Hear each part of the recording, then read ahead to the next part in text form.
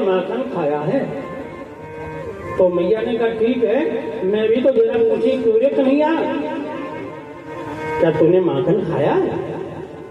भगवान झूठ बोल गए, झूठ बोल गए। मैं नहीं माखन खायो मैया मोरी, मैं नहीं माखन खायो मैया मोरी, मैं नहीं माखन खायो। अपने पास बिठाया लेकिन दूसरा विवाह नहीं किया। अब जब वही राम कृष्ण बने तो दूसरा विवाह की बात करते रहे शादी करते रहे 16,108 दुल्हन हो गई, तब जाके स्टॉप लगा। वही तो कारण होगा। अब कारण क्या था? राम जी ने ही कहा था कि मैं कृष्ण जब बनूंगा तो मैं मर्यादा नहीं रखूंगा, क्योंकि मेरे भक्तों की अगर इच्छा है वो नहीं चाहते मैं मर्यादा में रहूं तो नहीं रहूंगा, लेकिन ये राम अवतार में मर्यादा नहीं जाएगी, चाहे कुछ हो जाए, प्राण चले जाएं, राज्य छूट गया। जब सुशील वैद्य जो था लक्ष्मण जी की नब्ज देकर राम जी से कहता है कि राम जी मैं वैद्य दशानन के घर का किस तरह आपका काम करूं, अनुचित होगा यदि वैरी को लंकापति के आराम करूं। सुशील वैद्य ने कहा हे राम, क्या मैं अधर्म करूं, क्योंकि मैं वैद्य रावण का हूं, आपका नहीं, और आप रावण के शत्रु हो, तो क्या मैं आपके भाई को दवा दे सकता हूं? अधर्म करूं मैं? तो राम जी ने कहा भैया सुसेन तुम मेरी एक बात ध्यान से सुनो, जिस धर्म हेतु पितु मरण हुआ, जिस धर्म हेतु निज राज्य छुटा, जिस धर्म हेतु प्रिय भर छुटा, श्री पितृदेव का मरण हुआ, जिस धर्म हेतु सीता प्यारी का दंडक वन में हरण हुआ, उस धर्म हेतु यदि लक्ष्मण भी मरता है तो मर जाए, आवाज यही होगी अपनी कभी धर्म नहीं जाने पाए। राम कभी ये नहीं कहेगा कि अधर्म करो, मेरा भाई यदि मरता है तो मरने दो, लेकिन मैं तुम्हें नहीं कहूंगा कि तुम अधर्म करो। इतनी बड़ी बात राम ने कही, अपने भाई के प्राणों से प्यारा धर्म दिखाई दिया। लेकिन वही राम जब कृष्ण बनते मर्यादा की कहीं पर कोई भी दिखाई नहीं दे रही। कारण क्या था? राम जी जब जनकपुर में गए तो श्री राम जी ने, बहुत राजा महाराजा आए हुए थे, जनक जी ने एक प्रतिज्ञा की थी कि जो वीर धनुष को तोड़ेगा जानकी उसके गले में वरमाला डालेंगे। तो उस समय अनेक वीर आए थे, परंतु वो धनुष को नहीं तोड़ पाए, तो श्री राम जी ने जो था वो धनुष तोड़ दिया। जब राम जी ने धनुष तोड़ दिया तो माता जानकी रूप में वो जयमाला उन्होंने भगवान श्री राम के गले में डाल दी। जयमाला पड़ गई तो फिर विश्वामित्र और जनक जी में संवाद हुआ कि अब जब राम जी यही हैं, लेकिन ये तो केवल धनुष की प्रतिज्ञा से जयमाला हुई है, विजयमाला हुई, लेकिन विवाह का बंधन तभी है जब 7 फेरे लिए जाए। इसके लिए बारात आनी चाहिए, तो विधिवत बारात आई, भगवान राम जी दूल्हा बने और जानकी मैया के संग उन्होंने फेरे भी लिए। और फिर राम सिय सिर सिंदूर देहु, राम जी ने सीता की मांग में सिंदूरीकरण कर दिया, मांग भर दी। ये मांग का अर्थ है मांगना। मांग कोई कहते मांग रखी, उसने शादी में इतने की मांग रखी ना, मांग। और ये मांग भरने का मतलब क्या है?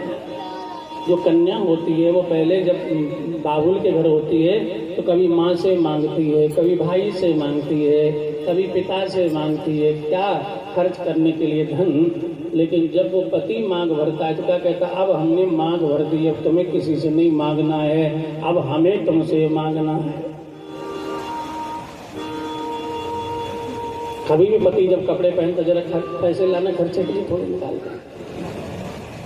आपने सुना होगा नारी को पहले कहते थे अबला और अब कहते हैं सबला। पहले अबला क्यों कहते थे? क्योंकि पहले पैसे की जरूरत नारी को कभी कभी पड़ती थी, तो इसलिए कभी जरूरत पड़ी तो पति जैसे कहती अबला। अब आज इतनी पैसे की नारी को भूख बढ़ गई है, ये लेना वो लेना, जैसे ही सैलरी आई तो कहती है सबला।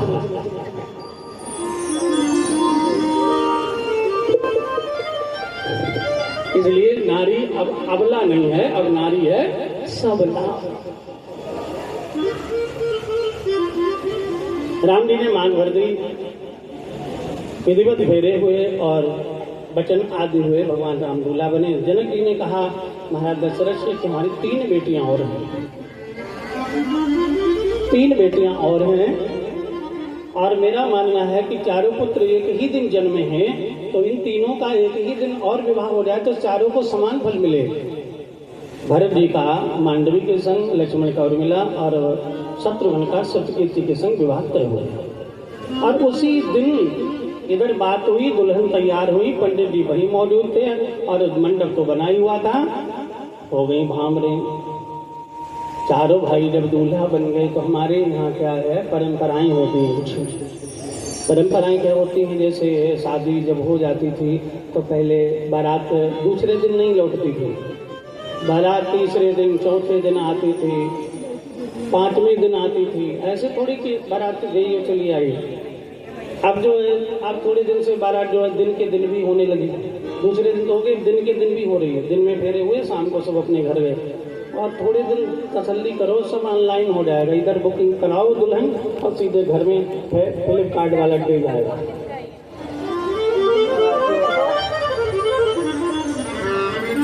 अच्छा, पहले परंपराएं भी थी, जैसे मान लिया दूल्हा और फिर उसके लिए कुंवर कलेवा होता था।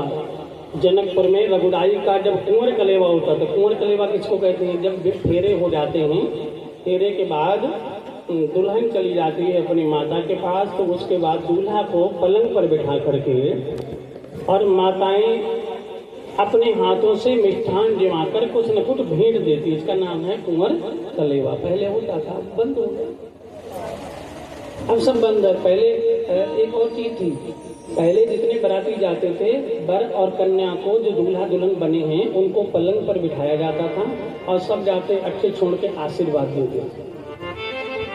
आजकल लिखा है कि आप इस शुभ अवसर पर पधार कर वर कन्या को आशीर्वाद दें। कार्ड पे आशीर्वाद का तो लिखा होता है, लेकिन सब लोग अपने पेट को आशीर्वाद देते हुए 12 बजे तक पांडाल से निकल लेते हैं।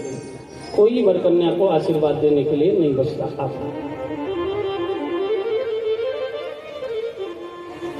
तो भगवान श्री राम कुंवर कलेवा के लिए जब पलंग पर बैठे, इनके दोस्त भी बैठे, तो भैया देखो गाड़ी देंगे मधुर धुनी बानी। कुछ हमारे सामाजिक परंपराओं में विवाह आदि गीतों में गालियाँ भी होती हैं, बनना भी होते हैं, और ये सब आनंदमय समय बन जाता है इनसे। तो वहाँ जनकपुर की जो सगियाँ थी वह गालियाँ देने लगी। धनुषवारे मुकुटवारे लक्ष्मण भैया गोरे राम क्यों तारे। अच्छा, पहले जो गालियाँ थी बड़ी मर्यादित थी। आज भी हमारे जब शादी होती है तो बन्नी बन्ना गाए जाते हैं, लेकिन एक निवेदन करूंगा कि बन्नी बन्ना आप लोग गाओ, मना नहीं है, लेकिन ऐसे गाओ जिससे बन्नी बन्ना को या बच्चों को कोई शिक्षा मिले। एक जगह मैं देख रहा था, दूल्हा तैयार हो रहा था और देवियां गाने पे जुट गई। अच्छा, गाना जो गाया जाता है उसके शब्द तो सुनते ही हैं लोग, तो बन्ना गाया जा रहा था, हम खुद सुन रहे थे उसको। और बन्ना क्या था आपको बता दूं, 2 लाइन 1 लाइन आप शायद गाते होंगे, सुना होगा आपने। ससुरारी ही जई हो मेरे, आगे क्या है, किसी के याद, किसी के याद नहीं। अच्छा, ये शहर है या नहीं गाए जाते ना, गाए जाते हैं, तो इसके आगे के बताओ।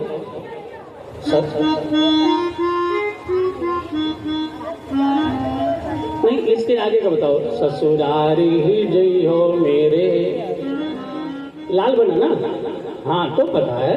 अब देखिए इसका अर्थ मैं आपको बताते हैं, आप इसको गा करके दूल्हा की बुद्धि खराब करते हैं। ऐसे सुनो जरा इसको, मैंने पूरा अध्ययन किया ना इस पे, ऐसा बनना मत गाना। ससुरारी ही जई हो मेरे लाल बना, ससुरारी ही जई हो मेरे लाल बना। अब इसकी अगली लाइन आ गई।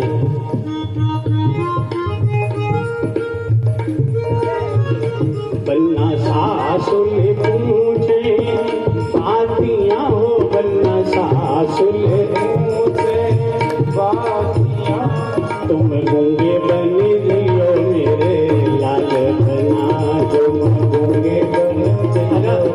एक बात तो आगे सुना है आप लोगों ने, सुना है? आप इसका देखिए।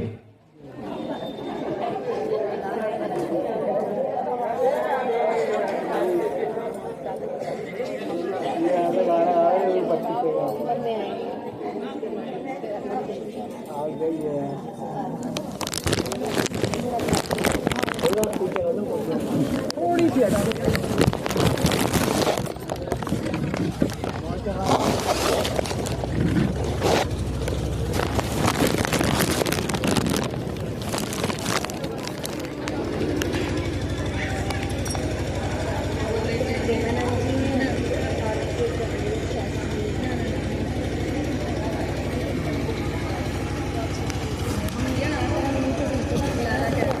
अब देखिए क्या इस बनने की खासियत मैं आपको बता रहा हूँ, जो गाना नहीं चाहिए इस बनना को, ना ना क्यों नहीं गाना चाहिए?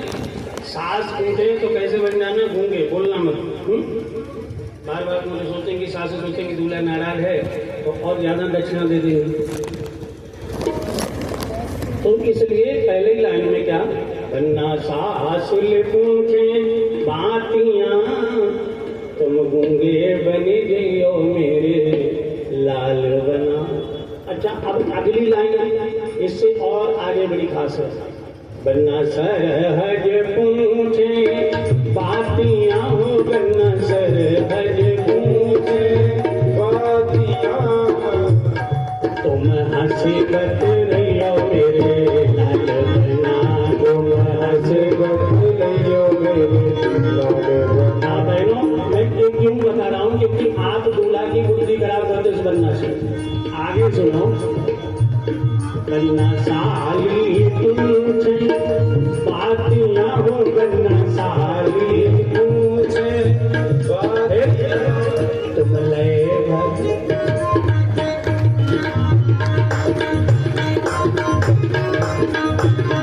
अब बताओ गलत कह रहे हैं कि नहीं? दूल्हा को क्या कह रहे हो? साली पूछे बातियां तो ले होने चाहिए। 2-4-10 दूल्हा ऐसे वो ध्यान रखते हैं, बाद में वही कहते हैं कि तो माताओं बहनों ने कहा था, हमारी गलती क्या है? बड़ी मर्यादा है। आज भगवान श्री राम कलेवा गिन रहे हैं और वहां की सखियां उनको मंगल गीत गा रही, गालियां दे रही हैं। धनुष बारे मुकुट बारे, लक्ष्मण भैया गोरे राम पुकारे। धनुष बारे मुकुट बारे, भैया गोरे राम क्यों बारे। ओ राम क्यों बारे, राम क्यों बारे, राम क्यों बारे, राम क्यों बारे। धनुष बारे मुकुट बारे, लक्ष्मण भैया गोरे राम पुकारे। धनुष बारे मुकुट बारे, लक्ष्मण भैया गोरे राम क्यों बारे। लक्ष्मण भैया ने राघव से पूछा कि भैया ये क्या हो रहा है? राम जी बोले भैया ये गालियां हैं। लक्ष्मण जी बोले हमको क्यों दी जा रही, हम तो कोई गलती की है नहीं, हम गाली नहीं सुनेंगे, हम नहीं खाएंगे इनका मीठा। ले जाओ सासू भैया, नहीं खाना हमको, गाली दे रहे हैं। सखियां हंसी में बोली प्रयास है, विनोद है। नहीं हमें ये बताओ, काली गोरी क्यों बोली? गोरी काली ना एक सखी तब कहते लागी सुनो अवधपुरवारे, सखी तब कहते लागी सुनो अवधपुरवारे। एक माई दो बाप तुम्हारे, एक माई दो बाप तुम्हारे, मोता सो गोरे गारे। धनुष गारे लक्ष्मण भैया गोरे राम क्यों गारे। धनुष गारे मुकुट बारे, लक्ष्मण भैया गोरे राम क्यों गारे। सखी ने कहा एक माई दो बाप,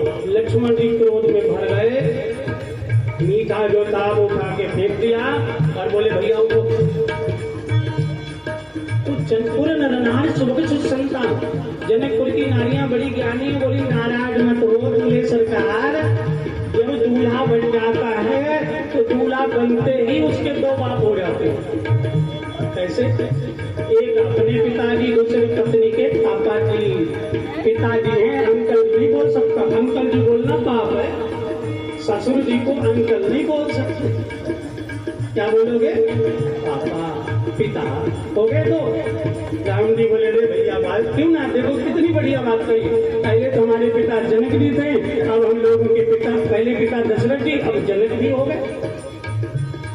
लक्ष्मण जी ने कहा बात तो ठीक कही तुमने, लेकिन तुमने कुछ गलत नहीं कहा। तुमने ये कहा एक माए दो बाप, हाँ एक ऐसी दो माए, एक सासू मैया और एक वो, भी गलत बोला। तो सुनिए लक्ष्मण जी तब कहने लागे सुनो जनकपुर बारी।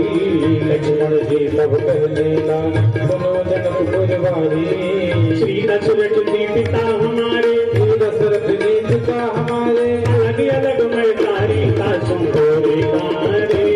धर्म से वारे लक्ष्मण भैया बोले राम क्यों तारे। ओ राम क्यों तारे, राम क्यों तारे, राम क्यों तारे, राम क्यों तारे।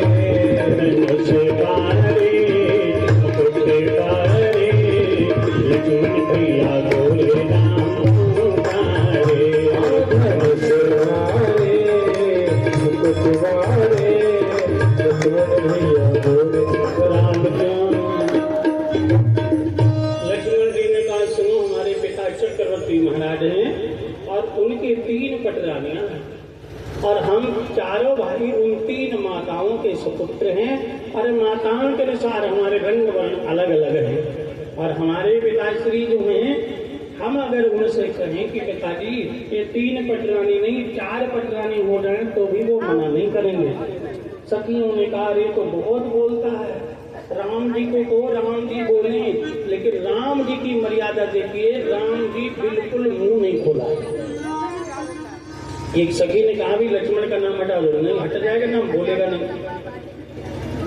तो सखियों ने राम जी को संकेत कर दिया कि राम जी से पूछे जनकपुर की नारी, बताओ कहना कहा दे तुम कागारी। बताओ कहना कहा दे तुम उधारी। राम जी से पूछे, राम जी से पूछे जनकपुर की नारी।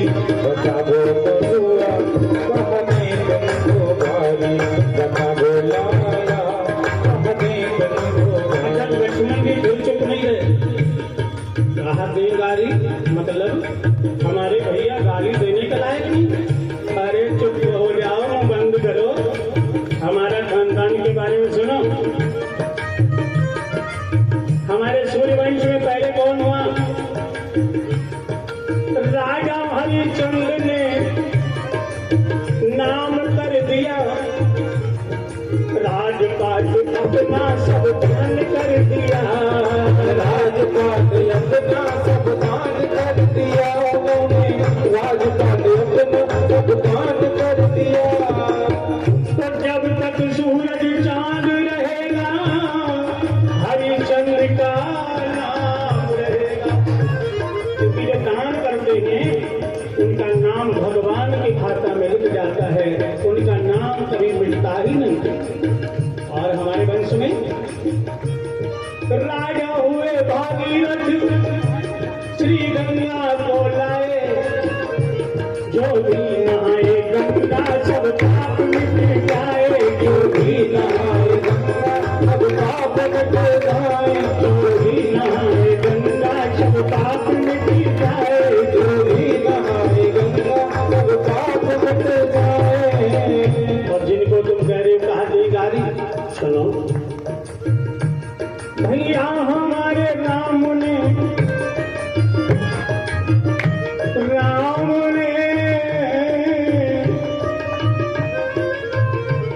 भैया हमारे राम ने ताड़का मारी।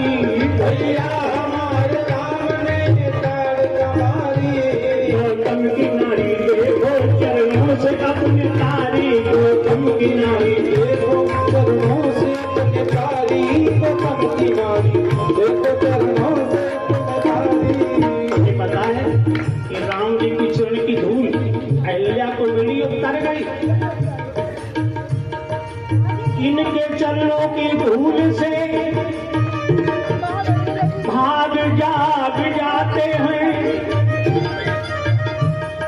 राम राम गाते हैं वो भव से ही तर जाते हैं। राम राम गाते हैं वो भव से ही तर जाते हैं, राम राम गाते हैं भव से ही तर जाते हैं।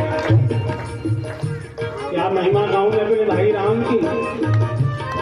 और सुनो, थोड़ी देर पहले की बात, थोड़े दिन पहले की बात है, धनुष यज्ञ में सारे राजा आए, कोई तोड़ नहीं पाया, तो जनक रो रहे थे, मेरी बेटी की शादी नहीं होगी, मेरी बेटी की शादी नहीं होगी। तो मालूम इस दुख को किसने मिटाया? राम ने। भैया हमारे राम ने है धनुष को तोड़ा, भैया हमारे राम ने धनुष को तोड़ा, करके जनकपुर में सीता से नाता जोड़ा, करके जनकपुर में सीता से नाता जोड़ा। अब सुनो, राम जी की जय जय, मेरे राम जी की जय जय, राम जी की जय जय, मेरे राम जी की जय जय। बोलो भाई, राम जी की जय जय, मेरे राम जी की जय जय, राम जी की जय जय, मेरे राम जी की, राम जी की जय जय। तो सखी बोले सुनो सुनो, रामायण सुना रहे हो, चुप हो जा, हम कुछ और कह रहे हैं। क्या?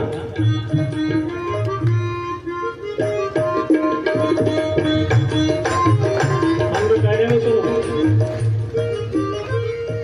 तुमरे देश नहीं ऐसन चलनिया, तुमरे देश के ऐसन चलनिया। अपनी अपनी परंपरा है। तुम्हारे अवध में क्या चलनिया है, रिवाज है, क्या है? जब कोई बच्चा ना होता हो तो क्या करो? यज्ञ कराओ, प्रसाद मिलेगा खीर का। और खीर खाए बालक, पर खीर खाए बालक, बनाए ले नारी, बताओ बरुआ, तुमको हरी बताओ कहूँगा, कहाँ दे तुमको हरी। श्री राम जी से पूछे, श्री राम जी से पूछे, जनकपुर की नारी, बताओ लाला, तुमको हरी, बताओ बबुआ, कहाँ दे तुमको गा। अब जब कहा कि तुम्हारी यहाँ ऐसी देवियां हैं कि खीर खाओ और बेटियां हो जाते हैं, क्यों बहन? ऐसा ही तो हुआ दशरथ के घर में। वो कौशल्या ने खीर खाई, सुमित्रा ने खाई, कैकेयी ने खाई। राम जी ने कान में लक्ष्मण के कहा, भैया कोई अगर ऐसी गाली दे शादी ब्याह में, चुप होना ही ठीक है, तुमने तो सारी पोल पट्टी खुलवाई। तो लक्ष्मण जी बोले, सत्संग किया है हमने, हमारे गुरु जी कहते हैं अगर कोई उंगली उठाता है किसी की तरफ तो 3 उसकी तरफ होती है। मतलब बुरा जो देखन में चला, बुरा न मिलिया कोई, और जो दिल देखा आप ना तो मुझसे बुरा ना हो। ये हमारी तरफ उंगली उठाती हैं, हम जवाब देते हैं। लक्ष्मण जी ने कहा, क्या कहा? यज्ञ हमारी सनातन परंपरा है, खीर प्रसाद है, भवरोग मिटाने वाले यज्ञ का प्रसाद होता है। हमारे यहाँ चलो खीर खाई, प्रसाद पाया, अच्छी बात है। तुम्हारे जनकपुर में अपनी देखो, हमने भी सुन रखा, सूखा पड़ा था जनकपुर में भारी, दुखी भय थे सभी नर नारी। सतानंद ने उपाय बतायो, राजा रानी ने मिलके हल है। हमने भी सुना है, राजा जनक और सुनैना ने जब हल चलाया, और हल चलाते समय पहली ही जब हल की भांवर बड़ी है और मटका निकला, मटके में एक बिटिया निकली है, तो माता पिता की भी जरूरत नहीं, बस जब जरूरत हो बच्चे की तो हल लेके चले जाओ, मटका में चले आओ। सारी सखियां निरुत्तर हो गई, क्योंकि लखन लाल बड़े तेज वाले। तब राम जी की दृष्टि पड़ी कि एक देवी रो रही है, वो कौन है? उनकी सरहद। सुलेखा। राम जी ने कहा मेरे भाई ने कुछ बोला है, बुरा लगा तो हम क्षमा करा दें। तो उन्होंने कहा कि हे राघव जी सरकार, हम आपकी सरहद हैं, तो जैसा रिश्ता वैसा विवाह हम चाहते हैं, आप हंसो बोलो। तो राम जी ने कहा देखो इस बार जो मैं मर्यादा अपना रहा हूँ, इस मर्यादा को किसी रूप में मैं तोड़ूंगा नहीं। समाज में एक रीति प्रकट करूंगा ताकि दुनिया को पता चले कि जिस घर में हमारा विवाह होता है उस घर में रिश्ते वैसे ही होते जैसे हमारे घर में। यानी हमारी बहन है तो वो बहन है, तो पत्नी की बहन है तो भी बहन है, पत्नी के भाई तो भाई ही है, पत्नी के पिता तो पिता ही है। क्योंकि ये मर्यादा राम मर्यादा है।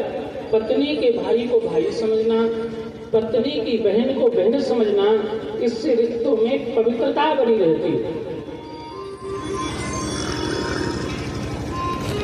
और आज भी पत्नी के पिता को पिताजी कहते हैं, माता को माताजी कहते हैं, पत्नी के भाई को भाई साहब कहते हैं, लेकिन पत्नी की बहन को बहन भी कोई नहीं कहता। एक तो साली कहते हैं और दूसरे एक प्रमाण पत्र लिए घूमते लोगों से कहते हैं कि साली तो आ गई।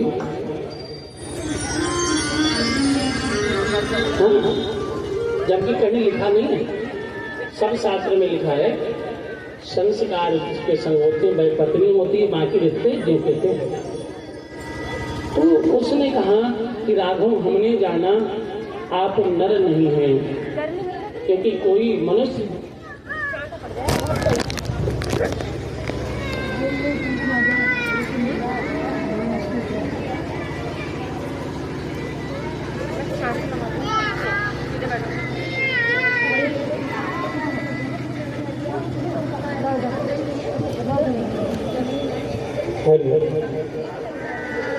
जनक जी जानते हैं कि जिन्होंने मेरा मन मोहित किया है वो जगत पिता परम ब्रह्म है।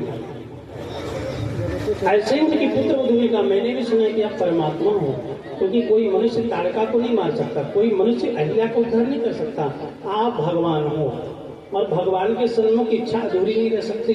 तो श्री राम जी ने कहा ये अच्छी बात है, आप कहते हो, हम नहीं कहते।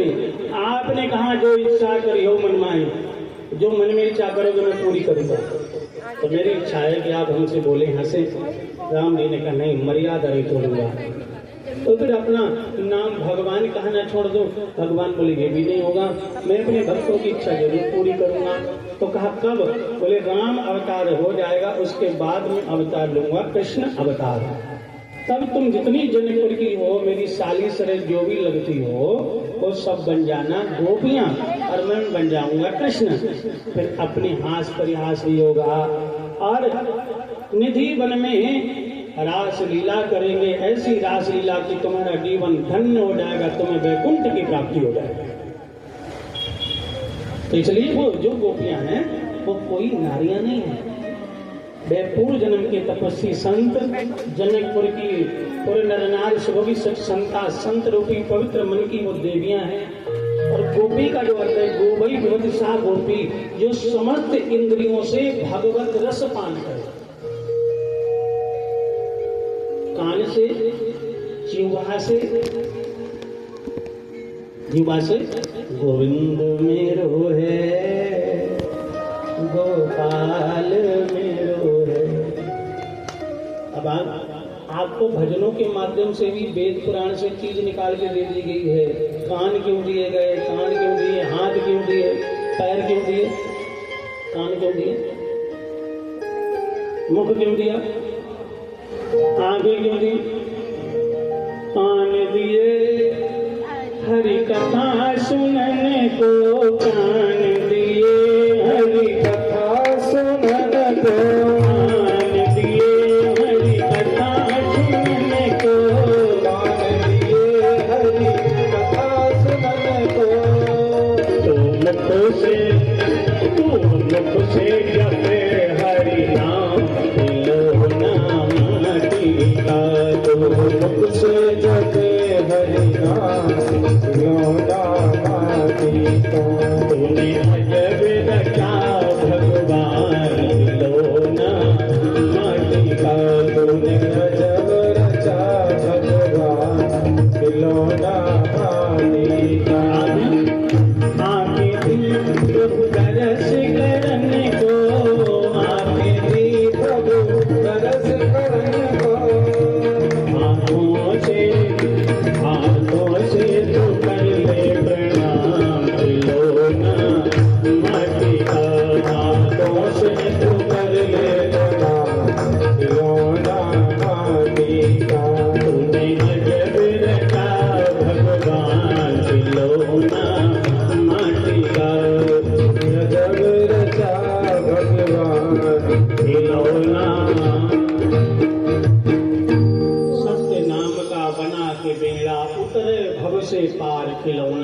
माटी का।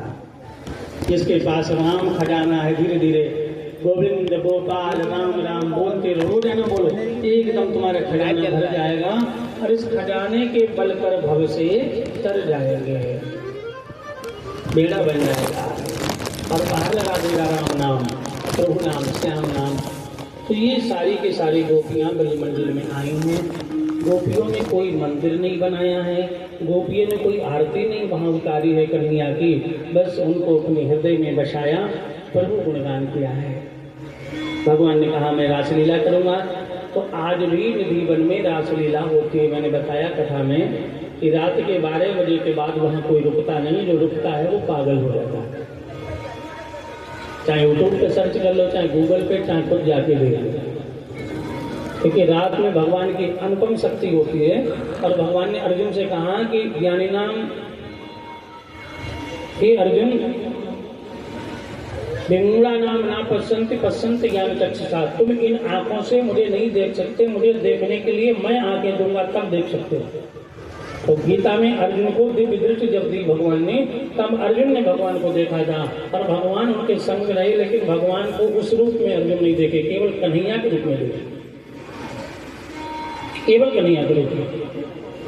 ऐसे ही निधि वन में आप जाओ, जब भगवान दृष्टि दे देंगे जिसको, उसे पूरी रासलीला दिखाई देगी, वरना दूसरा या तो अंधा हो जाएगा या पागल हो जाएगा, रासलीला वो नहीं देख सकता। तो भगवान ने कहा कि हम निधि वन में तुम्हें बुलाएंगे, बंसी बजाएंगे। श्री सुखदेव जी महाराज राजा परीक्षित को कथा सुना रहे हैं। श्री भगवान पिता रात्रि शरदोत्तपुल्ल मल्लिका विचिरंत मन चक्रे योग माया उपासिता। भगवान ने उस रात्रि जो है योग माया का आश्रय लिया और अपनी बंसी को बजाना प्रारंभ कर दिया।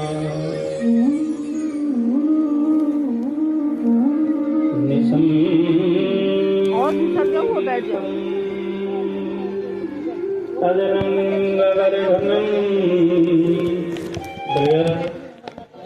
नहीं, थोड़ा खसक जाएंगे तो पीछे जो लटकी हुई है तो वो बैठ जाएंगी कांटे से।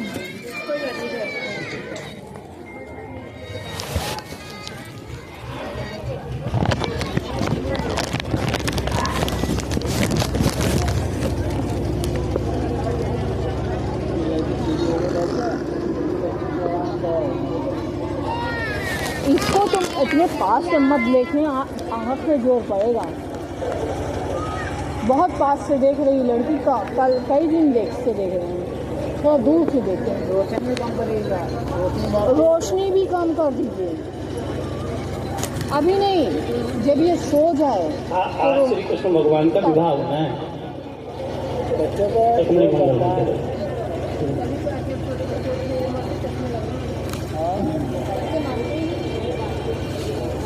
खाना निकाल, लेकिन इनमें ना थोड़ी समझ नहीं है। हाँ, तभी तो बोलो भक्तवत्सल भगवान की जय। भगवान ने बिता रात्रि शरदोत्तपुल्ल मल्लिका, चांदनी खिली हुई है और पूर्णमासी की रात्रि है, शरदोत्तपुल्ल, शरद पूर्णिमा है। देखो ये आ नहीं है, मैं देख रही, हमने यानी देखा। अश्विन इसी महीने की पूर्णमासी शरद पूर्णिमा कहलाती है, और आषाढ़ महीने की पूर्णमासी गुरु पूर्णिमा कहलाती है, और वैशाख मास की पूर्णमासी बुद्ध पूर्णिमा कहलाती है। पहले की आ रही है, पहले की है ना, 3 पूर्णिमा का, अभी की है, और चौथी पूर्णिमा जो है वह है कार्तिक की पूर्णिमा, जो गंगा स्नान की पवित्र कपड़ा पूर्णिमा देखो, कहलाती कपड़ा, है। ये कपड़े देखो, आज कपड़ा क्या पहने? आज की बात जब बंसी बजाई भगवान ने, योग माया का यहाँ तो तीनों लोग में आवाज गूंजी। पर्दा पीछे का ब्रज की गोपियां लाइट क्या कर रही नहीं आ रहा हैं? ना, आयंता शिशुन पया, कोई बच्चे को धूम्रपान करा रही है, और बंसी की धुन कान में जैसे ही आई, बच्चा लिटा दिया, बस ऐसे छोड़ दिया। 5 दिन पहले की रासलीला को जल्दी कोई भोजन, 5 से भोजन, बात की है।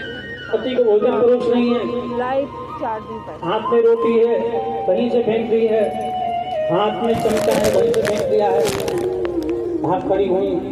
कोई ससुराल पति की सेवा कर रही हैं और अचानक बंसी की धुन कान में पड़ी। पति को बिना बताए वह नदी बन के तरफ चल दी और प्रवंत्यो अन्यंत्या काशलोचने 5 दिन पहले की दिखा रहा है। कोई लिंबंत्या मन लीपना का मतलब होता है वे श्रृंगार जब करने लगी तो उनका श्रृंगार भी उल्टा सीधा हो गया। 2 दिन की अंजनत्या काशलोचने, अंजनत्या अंजन को कहते हैं, काजल को कहते हैं। कहाँ आंखों में लगाया जाता है, लेकिन आंखों की जगह उनका काजल होठों पर लग गया। होठों पर कैसे लग गया? क्योंकि आजकल की तरह सुविधा नहीं थी पहले। जब पुराना जमाना था तो बिसाती आता था, बिसाती बोलते थे उसको, तो काली डिब्बी में ही काजल और काली डिब्बी में ही माताओं बहनों के होठों का रंग हुआ करता था। अब तो काली डिब्बी का वाला काजल पेंसिल बन गया, इसके नुकसान भी आने लगे। पेंसिल में आता काजल इतनी लंबी होती है, उसी से लगाओ। अब हमें कैसे पता चला इसका नुकसान? एक दिन हम आँख का चश्मा बनवाने डॉक्टर साहब के यहाँ गए थे। अचानक बहन की आई, उनकी आँख से खून बह रहा था। क्या हुआ? बोले काजल के पेंसिल से गड़बड़ हो गया। तो काजल लगा रही थी, शीशा देख रही थी, अचानक बच्चा उनका थोड़ा सा सब शैतान था, पीछे से पकड़ लिया मम्मी, और एकदम मम्मी हो गया। लेकिन इससे लगाओ तो ज्यादा फूटेगी नहीं, थोड़ा मतलब बच्चा पकड़ भी लेगा तो पेंसिल घुसने का डर है। साइड इफेक्ट भी हो रहे हैं, सब साइड इफेक्ट ना हो पेंसिल से। तो पहले डिब्बी में ही काजल आता था और उंगली से लगा तो काजल और उंगली से ही रंग। अब तो तरह तरह के क्या अब तो लिखने पोतने के साधन इतने बढ़ गए हैं कि काली देवी जो हैं तो गौरी लगने लगी। और सच में कई बार तो अगर मुंह धो के लड़की देखी जाए तो देखने वाला कहेगा चलो। ऐसी डेंट पेंट की व्यवस्था हो गई है, कुछ पूछो। तो लिंपंत्या लीपना पोतना पहले भी था। यहाँ लिंपंत्या लीपने का मतलब आंगन नहीं लीपा, कहीं पाउडर मिल गया होगा, दोनों हाथों में लिया, जल्दी से लगाया और लीपने का मतलब उसको सही से नहीं लगाया, दिख रहा है। काजल एक सखी आँखों का काजल होठन लियो लगाए। अब रात का समय था, पता ही नहीं चला काजल की डिब्बी है कि लाली की डिब्बी है, और वो लाली के बहाने काजल की डिब्बी उठा के एक सखी आँखों का काजल होठन लियो लगाए।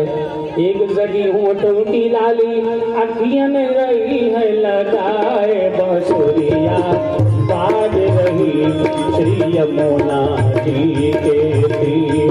बांसुरिया बाज रही श्री यमुना जी के तीर। बाज रही है और सबका भी तैयारी कर रही है। तैयारियां भी है।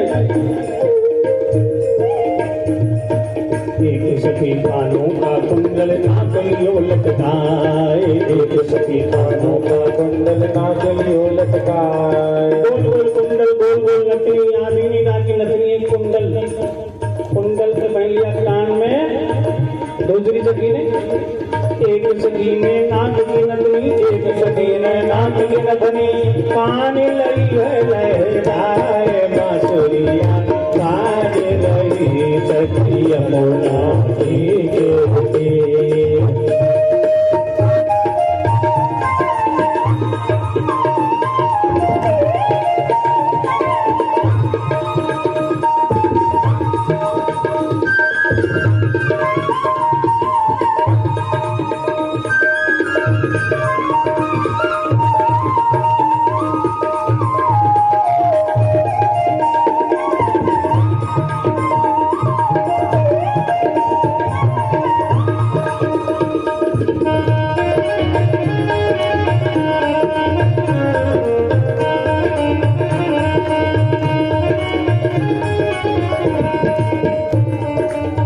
सखी गोभी का लल्ला दियो जमी पे गार। एक सखी गोभी को लल्ला दियो जमी पे गार। एक सखी गोभी का लल्ला दियो जमी पर गार। एक सखी गोभी को लल्ला दियो जमी पे गार। एक सखी ने हार को धोके, एक सखी ने हार को धोके, नान लियो है लहराए। बांसुरिया यमुना जी के दुख बाज रही यमुना जी के बंसी बज रही थी। अस्त व्यस्त वस्त्र पहने हुए सारी गोपियां जब गई हैं, श्री सुखदेव जी वर्णन करते हैं यहाँ पर भगवान थोड़े ऊंचे पर खड़े हो गए और क्या कहा, स्वागतम वो महाभागा प्रियम किम करवाणि वो, स्वागतम वो महाभागा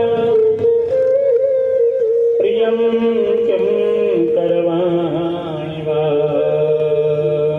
भ्रष्टानामयं कचित् ब्रूतयागमं कारणम्, स्वागतं वो महाभाग।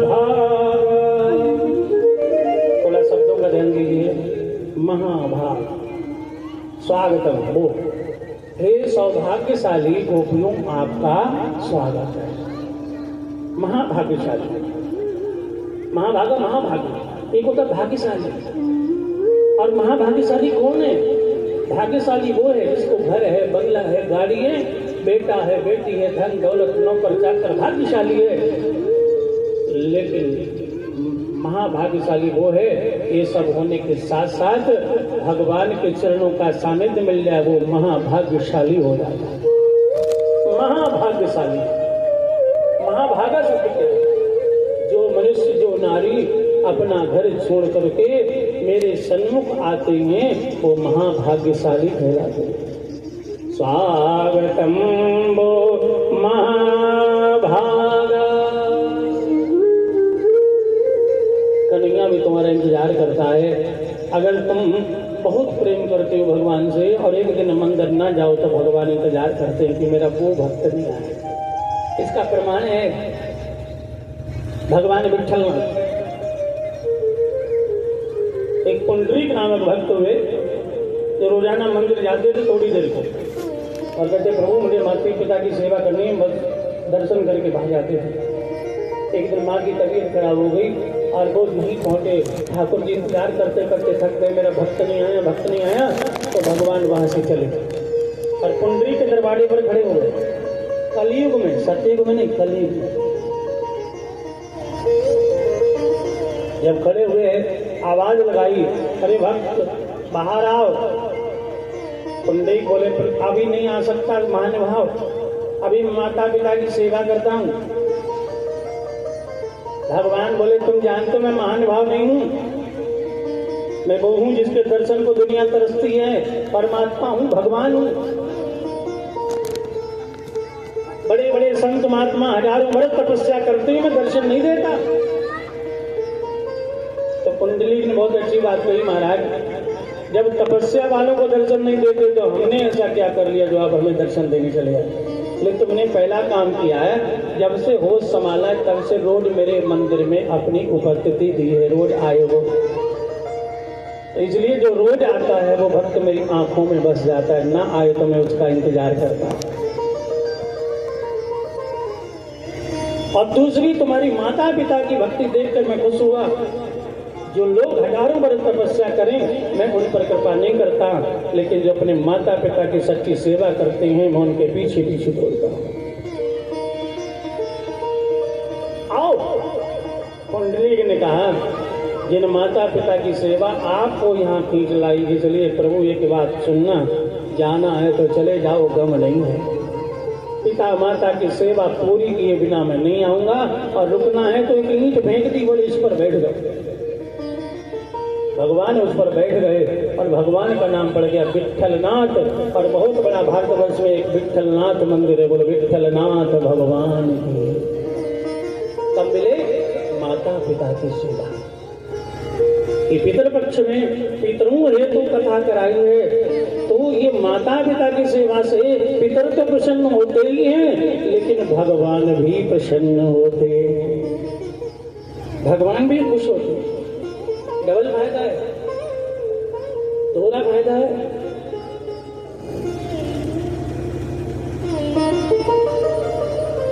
किसी में सिंगल फायदा होता है। मैंने देखा है कि दुकान पर बोले पंडित जी आप सर्फ एक्सेल मत ले जाओ, ये वाला ले जाओ। बोले क्या? बोले डबल फायदा। बोले 5 किलो का ये निरमा है और इसमें बाल्टी फ्री है। तो पितृपक्ष में भैया पितरों की कृपा के साथ साथ भगवान की कृपा भी है। बोले भक्त वत्सल भगवान की। जो अपने पितरों के नाम से निकलकर घर से प्रभु चरणों में हाजिरी लगा करके ओम नमो भगवते वासुदेवाय सुन के बोल के और भागवत का फल पितरों को देता है, तो पितरों के साथ साथ भगवान की कृपा मिलती है। बोलो भक्त वत्सल भगवान की। आइए आपका स्वागत है। गोपियां खुश हो गई। फिर भगवान ने बड़ी सुंदर बात कही।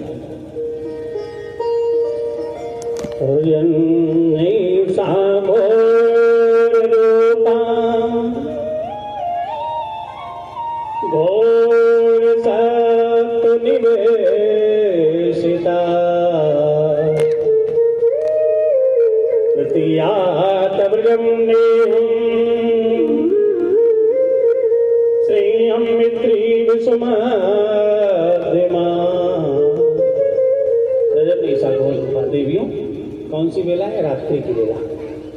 और वो भी इस समय एक पहर बीत गया, माने 9 के बाद का समय। भोर का मतलब 9 के बाद का समय, आज के समय।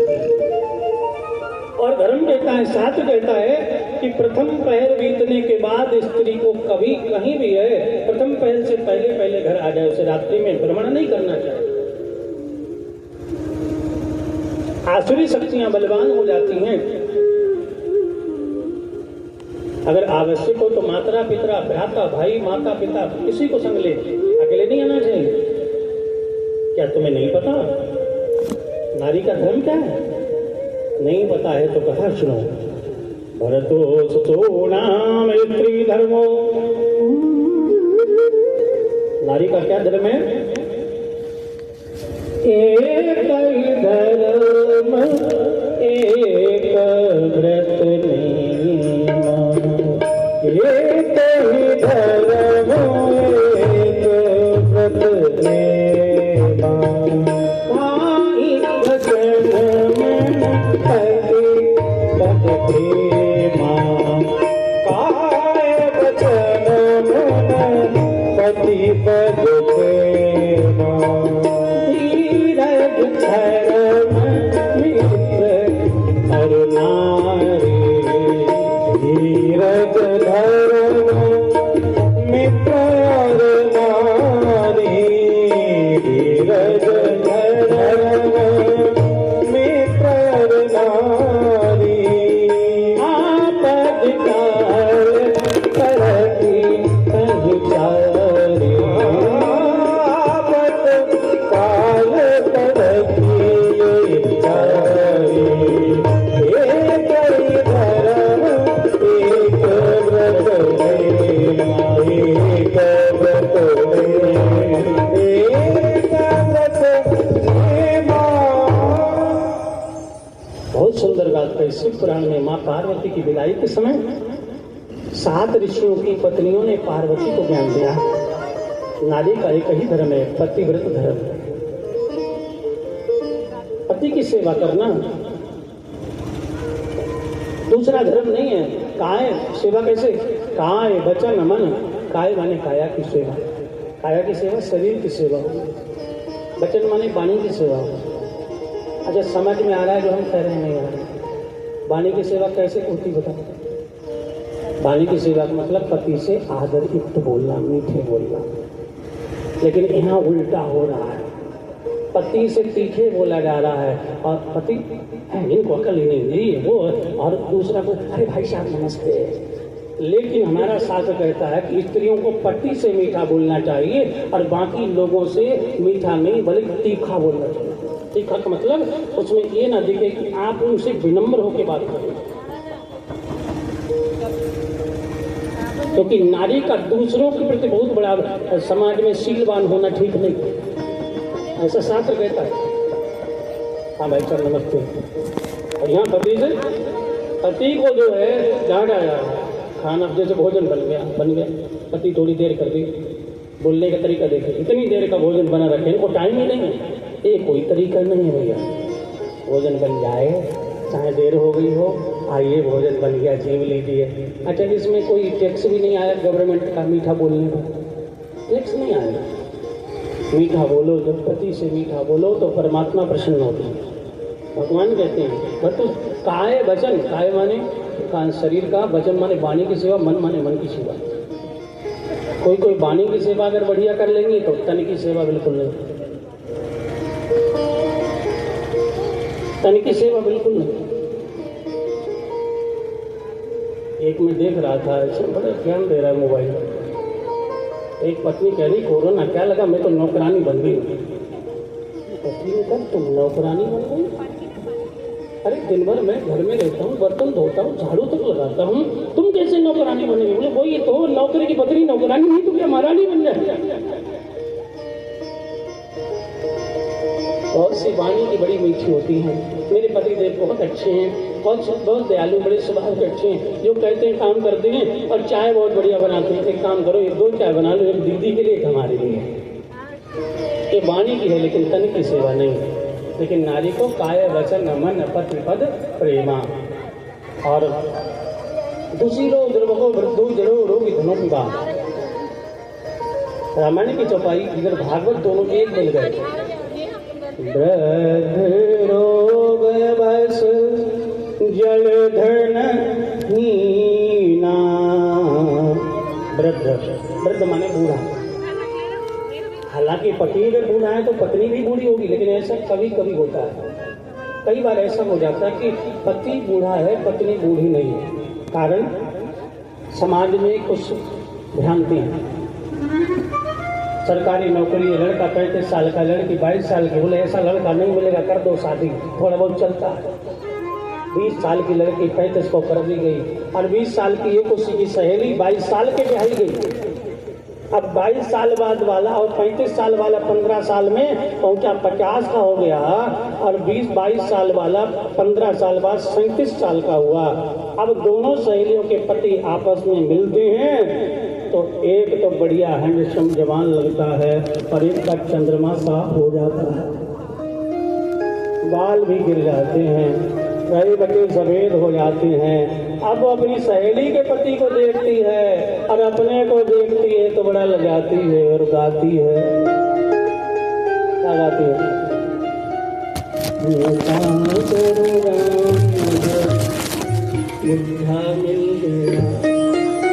देखो यार, शादी के समय देख लो, बाद में अगर 40 का है और तुम 22 की हो तो कभी पछताना मत। पहले ढूंढो सही से, बाद में जैसा मिल गया उसकी सेवा करना परम धर्म में शास्त्र कहता है। गोपियों जाओ पति की सेवा करो। गोपियां रोने लगी और कहा प्रभु हम तो रासलीला के लिए आए हैं, और आप कहे तो जाओ। रोते रोते उनके आंसू आ गए और कहा गोविंद जी को बात और बताओ, हम चले जाएंगे। किसी पत्नी का पति प्रदेश गया और उसने कहा कि मेरे फोटो की पूजा करो जब तक ना लौट गया हूँ, क्योंकि पत्नी बहुत चाहती थी, पति के दर्श बिना नहीं रह पाती। तो उस समय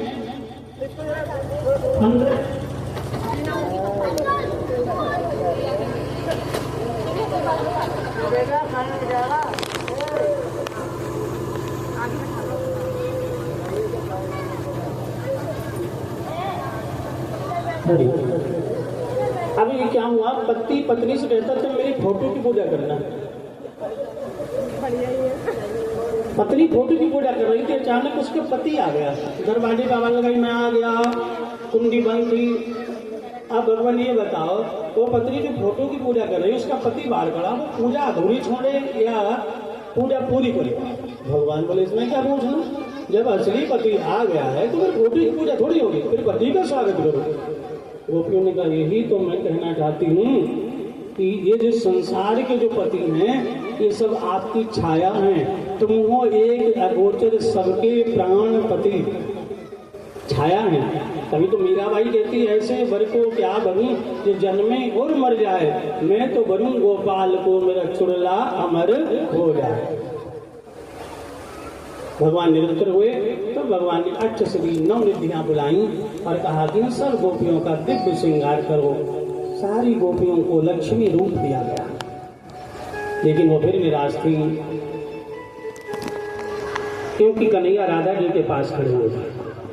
भगवान मन की बात समझ गए कि सोचती मेरे पास आए तो अमित रूप प्रगटे भगवान, उमा मरम यह काहू न जाना। भगवान एक हैं लेकिन एक के नहीं हैं, भगवान एक हैं लेकिन एक के सबके हैं, सबके, हमारे भी और आपके भी एक के नहीं हैं, एक हैं लेकिन सबके हैं। तो जितनी गोपियां उतने रूप बनाए और सबके गले में हाथ डाला, बंसी अधरों पे रखी है, राधा ने मृदंग, विशाखा ललिता सखियां सब वहां झूम झूम करके रासलीला में भाग लेने लगी। बोल रास के रचैया की